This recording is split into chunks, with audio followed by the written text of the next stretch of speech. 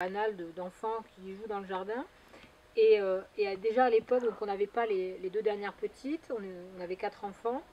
Et on avait déjà ce mode de vie un petit peu décalé, c'est-à-dire qu'on les enfants jouaient enfin, essentiellement à l'extérieur.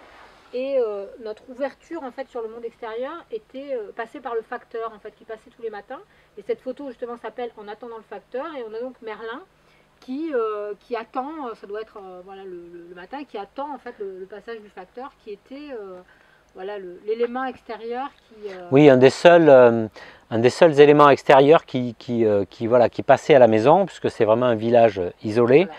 Et la seule personne qui passait tous les jours nous voir, c'était le facteur qui apportait quelque chose dans la boîte aux lettres. Et donc ici, on a un peu l'impatience sur le visage de Luna qui attendait quelque chose, parce que je pense que c'était elle qui attendait un colis. Et puis Merlin qui est là avec sa main sur la boîte aux lettres, et avec la boîte aux lettres telle qu'elle était, une boîte aux lettres fixée sur un bout de bois un petit peu branlant comme ça.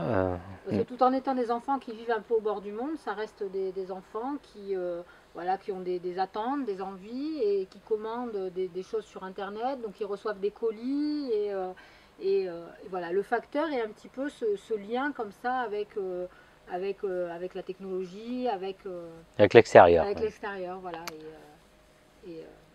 Et finalement, rien n'a véritablement changé quant à notre mode de vie. On est toujours un petit peu comme ça et on se plaît à dire qu'on vit au bord du monde. C'est-à-dire qu'on n'est pas complètement standardisé, mais en même temps, on n'est pas marginalisé. En dehors. On est au bord, quoi.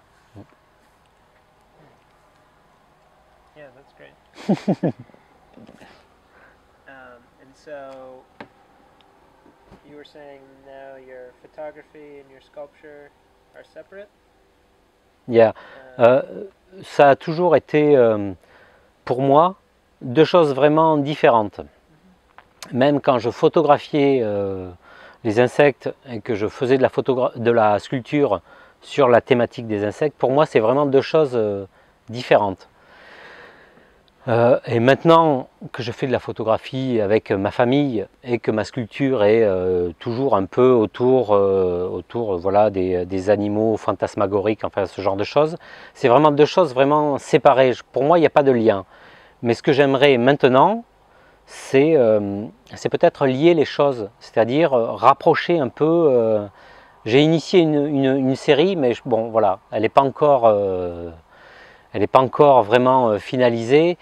Voilà, qui mêle sculpture et photographie, mais là c'est un projet qui est encore en cours. Voilà, j'en dirai plus ultérieurement, mais voilà, j'ai cette envie en fait de lier les deux activités qui pour l'instant ont été vraiment deux choses vraiment distinctes. But can you talk about what is special to you about photography? What is unique in your field? Ah, j'ai pas saisi là. Vraiment, ce qui est vraiment spécial, qu'est-ce qu'il veut dire vraiment? De la photographie